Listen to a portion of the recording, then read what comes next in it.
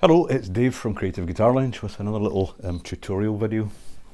This time I wanted to look at a nice little idea, again, movable shapes, and this is a little idea featuring triads on the top 3 strings. And I've done a little jam video just to show you this in action against a little backing track I put down. So you'll get more of an idea, but I'll just talk you through the basics of it at the moment.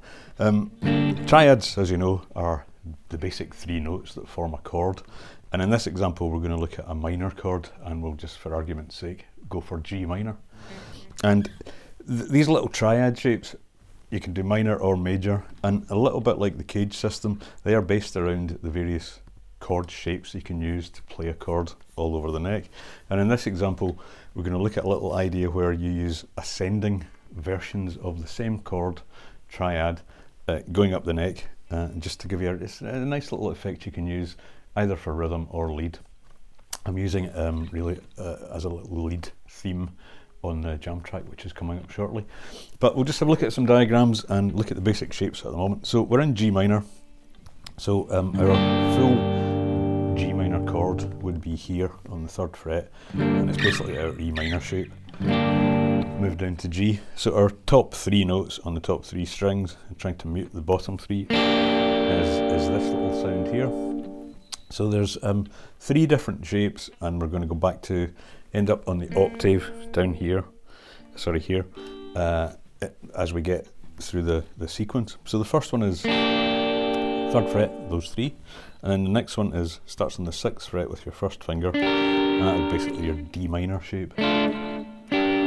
Move to G, and then finally what would be an A minor kind of shape, that would be the full chord here on the 10th fret, starting with this finger, and then we're finishing off an octave up from where we started on the 15th fret.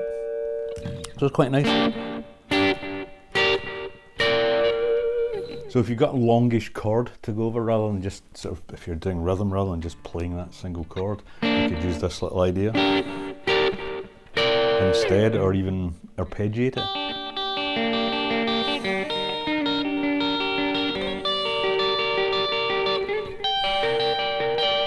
Or strum it.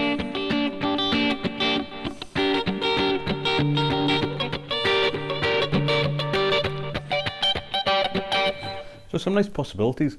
I'll show you the little drum track that I did now earlier on, where I'm going over, it's a 3/4 time, quite slow blues really in G minor, and you can see what that can sound like.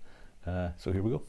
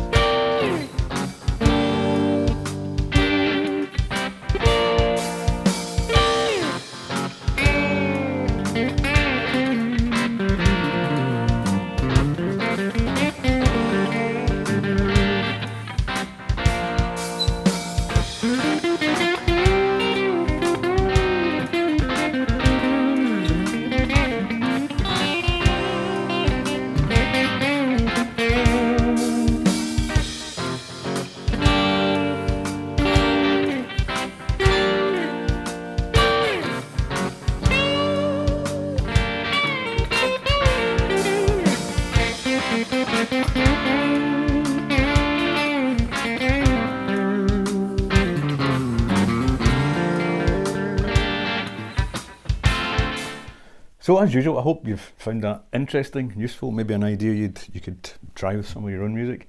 Like I say, we looked at a minor chord today just because I happen to have that tune, that little backing track.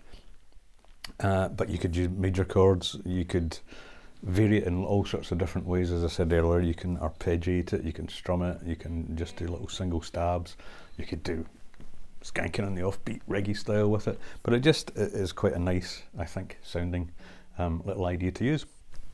So if you find it useful and you liked it, please let me know, like the video, and leave me any of your comments. I'll get back to you as often as I possibly can.